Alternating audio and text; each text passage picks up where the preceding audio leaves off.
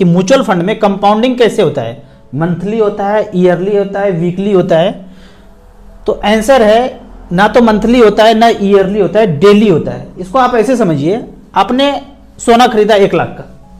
अब सोना में कंपाउंडिंग कैसे होता है, आपने 1 लाख का खरीदा, अगर 1% सोना कल बढ़ा तो 1% बढ़ता हुआ नजर आएगा, फिर अगले दिन 1% गिरा है तो गिरता हुआ नजर आएगा, फिर अगले दिन 2% बढ़ा है।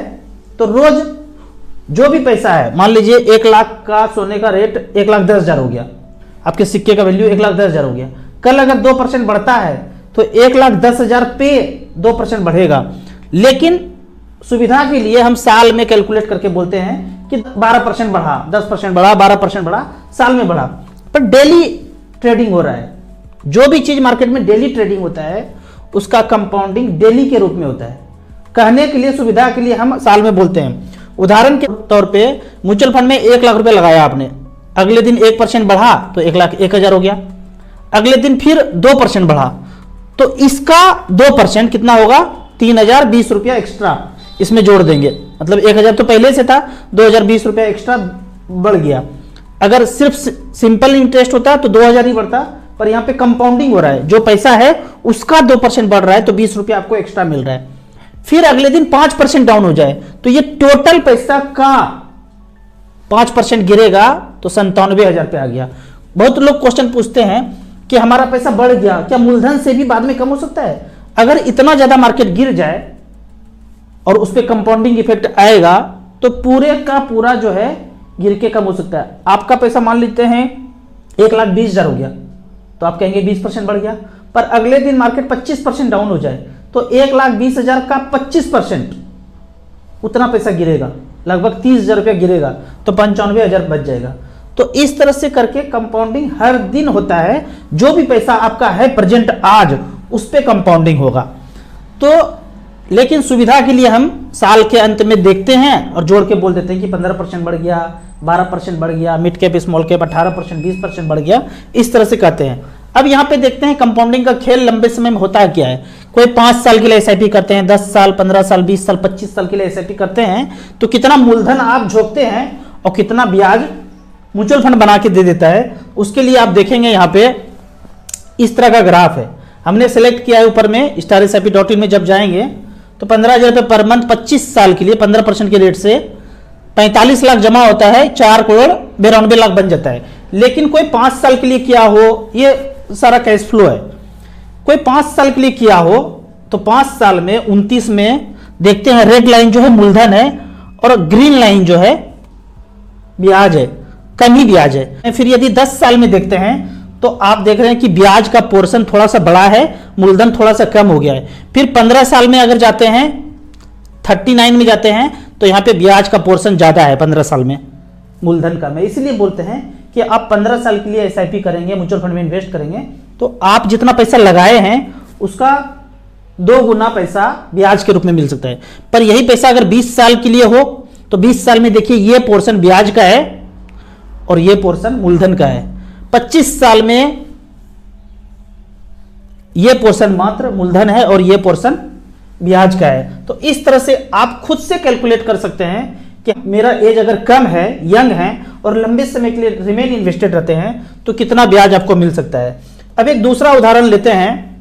बहुत लोग बोलते हैं ना, अरे हमने ये प्लॉट ले लिया, हमको क्या करना है, हम तो ऊपर थोड़ी ले जाएंगे, ये तो हमारे बच्चों के लिए है। छोटा बच्चा है, जब जरूरत पड़ेगा बाद में देखा जाएगा, 30 साल तक रहेगा बच्चों के नाम से। पर वो प्लॉट, हम सब लोग ना प्लॉट में घुसते जा रहे हैं, इसीलिए इतना प्लॉट फ्लैट का रेट बढ़ता जा रहा है। जो चीज़ 5 लाख में मिलना चाहिए वो 20-25 लाख में मिलता है, तो गरीब लोग जो जरूरतमंद है उसको खरीद ही नहीं पा रहे।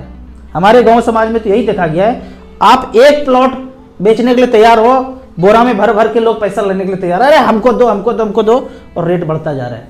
अगर वहां से ये लालच खत्म करके अगर रिमेन इन्वेस्टेड म्यूचुअल फंड में रहे लंबे समय के लिए इक्विटी में, तो 30 साल के लिए जो बोलते हैं ना बच्चों के लिए है, अगर 20 लाख रुपया का प्लॉट लिए हैं, वो अगर 20 लाख रुपया 30 साल के लिए इन्वेस्टेड हो लंबे समय में, मिड कैप स्मॉल कैप में 15% के रेट से पैसा बनता है 13,24,00,000 रुपया। वन टाइम 20 लाख रुपया जमा किए हैं और 13 करोड़ रुपया बनता है लंबे समय में। उस समय बच्चे को जब जरूरत, जहां जरूरत पड़े वहाँ फ्लैट प्लॉट खरीद सकते हैं। अभी से गुटकी मार के लगाए हैं, बाउंड्री घेर दिए हैं और ना पेड़ है ना कुछ है, बढ़ने का इंतजार कर रहे हैं। बहुत सारा आप शहर में देखेंगे, 5 किलोमीटर उधर जाइए, शहर के 5 किलोमीटर इधर जाइए, प्लॉटिंग करके रखा हुआ है। पेड़ साग सब्जी कुछ नहीं उगता है उनमें, बस प्लॉटिंग करके रखा हुआ है। बढ़ेगा तो बेचेंगे, बैनर डंडा सब लगा कर रखे हैं कि बढ़ेगा तो बेचेंगे, सेल करने के लिए तैयार है। तो वो ना करके जो भी पैसा आपने ले लिया होगा ना, प्लॉट फ्लैट जहां जहां लिया होगा ले लिया होगा, अब कुछ पैसा जो फर्दर अगला प्लॉट देख रहे हैं म्यूचुअल फंड में इन्वेस्ट करेंगे तो इस तरह का फिगर देखने को मिल सकता है। अब यहाँ पे मैं लगभग 100 का SIP 7-8 कर रहा हूँ, कभी पोर्टफोलियो दिखाऊंगा, वो बीच में गलती से ये पोर्टफोलियो रिडीम हो गया मुझसे।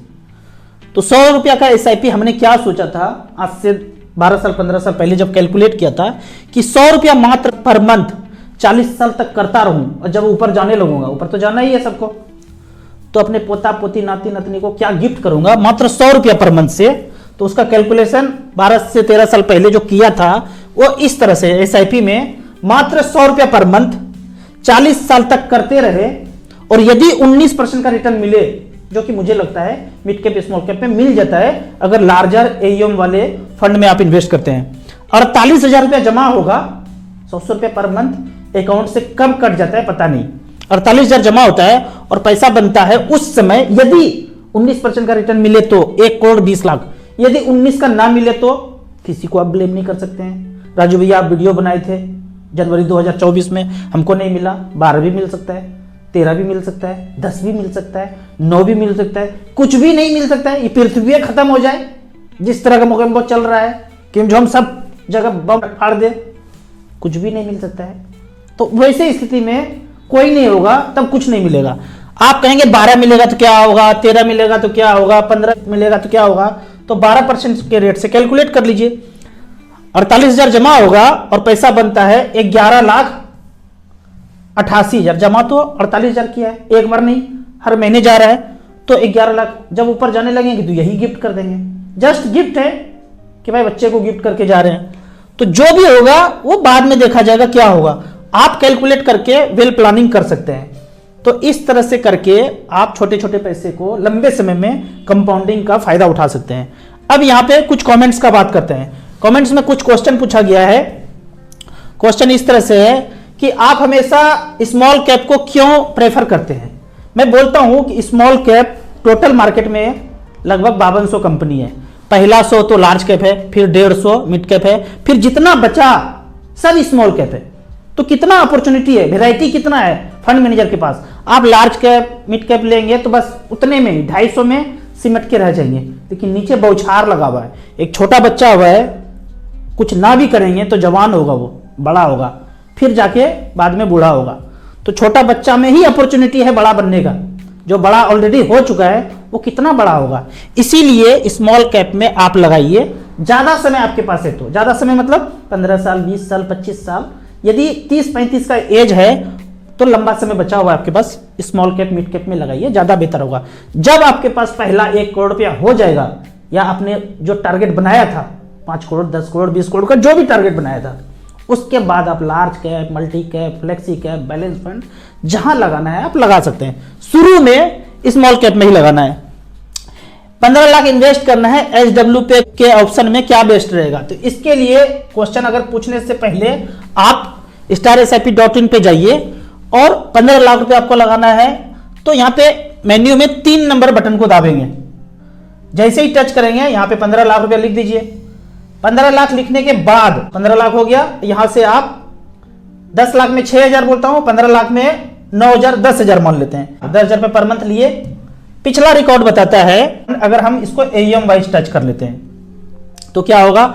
SBI हाइब्रिड इक्विटी में किसी ने 15 लाख रुपया 2014 में लगाया और वहां से इमीडिएट अगले महीने से 10-10 हजार रुपए पर मंथ लेना शुरू किया, तो टोटल 12 लाख रुपए विड्रॉ कर चुके हैं और आज बैलेंस बचा हुआ है 34,65,000। लगाए कितना थे 15, वो पैसा बढ़ के भी 34 हो गया है। इस तरह से करके बराबर बराबर 15 लाख है 5-5।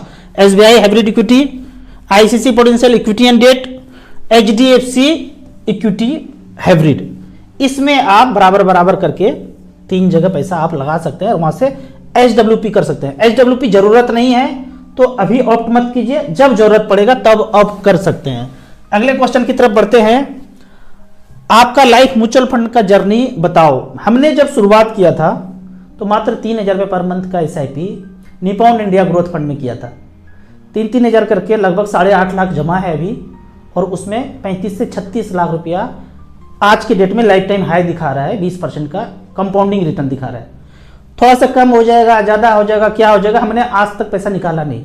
फिर धीरे धीरे जैसे जैसे इनकम बढ़ता गया, हमने एक चीज़ कैलकुलेट करके समझ लिए थे, प्लॉट, फ्लैट, सोना, चांदी कोई भी रिटर्न इतना ज़्यादा नहीं देने वाला है। देगा तो मोगेम्बो का जो टूल्स है मार्केट, उन्होंने ही बनाया है, उनके साथ साथ साथ साथ साथ साथ हम बढ़ सकते हैं। लेकिन जाग के भी देखना है कि कर क्या रहा है, हमें तो नहीं मार रहा है वो, तो वो चीज़ अब धीरे धीरे पता चल रहा है। भूतकाल के बाद उनके पीछे पड़ना शुरू हुए हैं, पहले ये सब पता नहीं था। मुझे कभी याद नहीं आता है कि अपने सैलरी का मैं 50% 60% इन्वेस्ट और SIP ना करता हूँगा। हर समय करता रहा, कम खर्चा करता था और ज़्यादा पैसा इन्वेस्ट करता था। कभी भी मार्केट 5% 10% गिरता था तो बैंक अकाउंट में खाली करके इन्वेस्ट कर देता था। ऐसा आपको मैं कहता हूँ 12 साल 13 साल करना है। अब मैं पैसा इन्वेस्ट नहीं करता हूँ, अब सारा पैसा खर्च करता हूँ। तो 10-12 साल अगर इन्वेस्ट करके छोड़ दिया, एक बात सोच लीजिए, पहला 1 करोड़ रुपया अगर आपने बना लिया, पहला 1 करोड़ 12-13 साल में या 15 साल में, उसके बाद अगर 10% भी ब्याज मिलता है तो 10 लाख रुपया सिर्फ ब्याज होता है। साल का 10% मिले, 15% मिले, 20% मिले तो क्या होगा आप देख ही रहे हैं। अगर 12% भी होता है तो 12 लाख रुपया साल का ब्याज होता है। तो इस तरह से करके हमने म्यूचुअल फंड में जर्नी शुरू किया था। AUM कम वाले में इन्वेस्टमेंट में रिस्क होता है क्या? अगर आप AUM कम वाले में फंड में इन्वेस्ट करते हैं या AMC में AUM कम है तो फंड मैनेजर जाहिर सा सोच लीजिए बहुत बड़ा नहीं होगा। जिस फंड मैनेजर के पास 1 लाख करोड़ हो मैनेज करने के लिए, उसको अगर 100 करोड़ रुपया मैनेज करने के लिए दीजिएगा तो क्या वो मैनेज करेगा? आंसर है नहीं करेगा। तो ज़्यादा AUM का मतलब मुझे समझ में आता है फंड मैनेजर अच्छा होगा, अनुभवी होगा, एक्सपर्ट होगा। इसीलिए मैं हमेशा बोलता हूँ ज़्यादा AUM वाले में इन्वेस्ट कीजिए। मैं ये भी देखा हूँ बहुत बार, AMC ने अपना काम धंधा छोड़ करके एग्जिट कर गए और उस AMC को दूसरे साथ मर्ज करना पड़ा। अगर छोटा AUM है तो उसको प्रॉफिट नहीं होगा, प्रॉफिट नहीं होगा तो उसमें बिजनेस में इंटरेस्ट ही नहीं रहेगा। इसलिए बड़े AUM में आप पैसा इन्वेस्ट कीजिए लंबे समय के लिए तो ज़्यादा अच्छा होगा।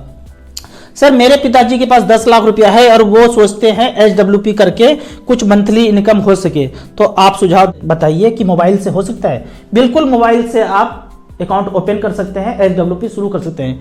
जो मैं स्टार SIP में एसेट प्लस का लिंक है, वहाँ जाके आप अकाउंट क्रिएट करके 10 लाख रुपया है तो 5-5 लाख रुपया करके 2 फंड में HDFC और SBI हाइब्रिड इक्विटी में जा करके आप वहाँ लगा सकते हैं और दोनों से 3-3 हज़ार रुपया HWP कर सकते हैं। अगला क्वेश्चन है, राजू सर क्या PF निकाल के म्यूचुअल फंड में झोंक देना चाहिए? बिल्कुल झोंक देना चाहिए। यदि आपके पास 12 साल 15 साल से ऊपर का टाइम हो, आप रिटायर हो रहे हैं 5 साल में, आपको निहायत ही पैसे का जरूरत है, घर बनाना है, बच्चों की शादी करना है, पढ़ाई करना है, तो पैसा नहीं झोंकना है। लेकिन आपके पास ये पैसा उस तरह से है कि 15-20 साल छोड़ सकते हैं, तो निकालिए और स्मॉल कैप में झोंक दीजिए, ज़्यादा अच्छा है। सर मैं 18 साल का हूं और इन्वेस्ट कर रहा हूं UTI निफ्टी 50 में, बंद करके UTI स्मॉल कैप कर दीजिए क्योंकि आपका एज कम है। HDFC इंडेक्स फंड निकाल करके HDFC स्मॉल कैप कर दीजिए या फिर HDFC mid cap opportunity. Nippon India small cap बेहतरीन फंड। ICICI ब्लू चिप बंद करके ICICI स्मॉल कैप या ICICI वैल्यू डिस्कवरी कर दीजिए। एक्सिस मिड कैप इसको भी चेंज करके एक्सिस स्मॉल कैप कर दीजिए और लंबे समय के लिए 10,000 रुपये पर मंथ करते रहेंगे तो 20 साल में 1 करोड़ रुपया होने से कोई नहीं रोकेगा। थोड़ा कम हो सकता है, ज्यादा हो सकता है, चिंता नहीं करना है। रिमेन इन्वेस्टेड रहिए, जो मैं चेंज बताया उसको कर लीजिए और 1 करोड़ का टारगेट रखिए। मैं एक फौजी हूं और मैंने भी 25 साल के एज में अपना फाइनेंशियल फ्रीडम की यात्रा शुरू की है।